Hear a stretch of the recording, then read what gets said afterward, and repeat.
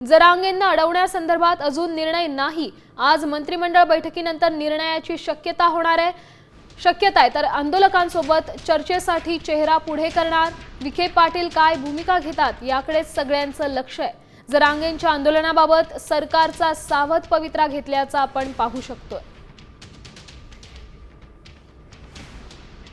मुंबईतील आंदोलनाआधी जरांगे पाटील यांच्यासोबत एक्सक्लुझिव्हली बातचीत केली आहे आमचे प्रतिनिधी अक्षय शिंदे यांनी।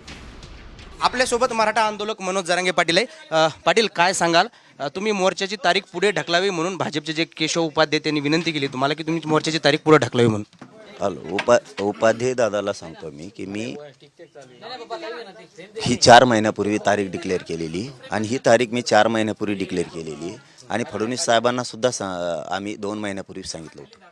2 महिन्यापूर्वी सांगितलं होतं की आम्ही मुंबईला आम्हाला यायचं नाही आहे, 26 ऑगस्टच्या आत आमच्या मागणीची अंमलबजावणी करा, हे आम्ही त्यांना आधीच सांगितलेलं आहे। त्यामुळे उपाध्याय दादांना माहीत नसेल, ते कोणी बरोबर आहे ना उपाध्याय दादाच, तर त्यांना माहीत नसेल।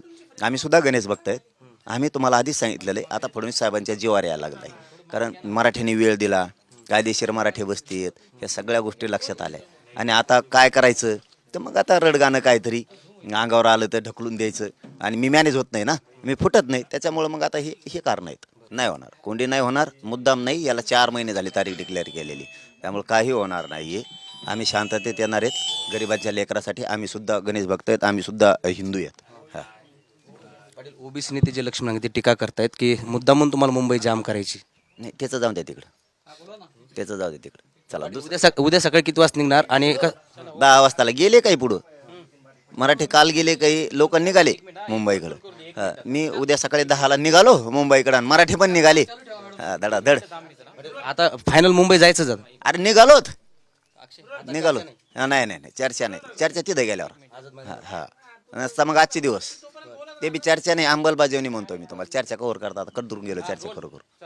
नक्कीच हे होते मराठा आंदोलक मनोज जरांगे पाटील। आता चर्चा थेट आझाद मैदानावर होणार अशा प्रकारचा प्रतिक्रिया जी मनोज जरांगे पाटील यांनी दिलेली आहे। अक्षय शिंदे, साम टीव्ही न्यूज, आंतरवाली, सराटी, जालना। आता isakal.com आहे देशातील नंबर 1 ची मराठी न्यूज वेबसाईट। प्रत्येक अपडेटसाठी isakal.com ला नक्की भेट द्या।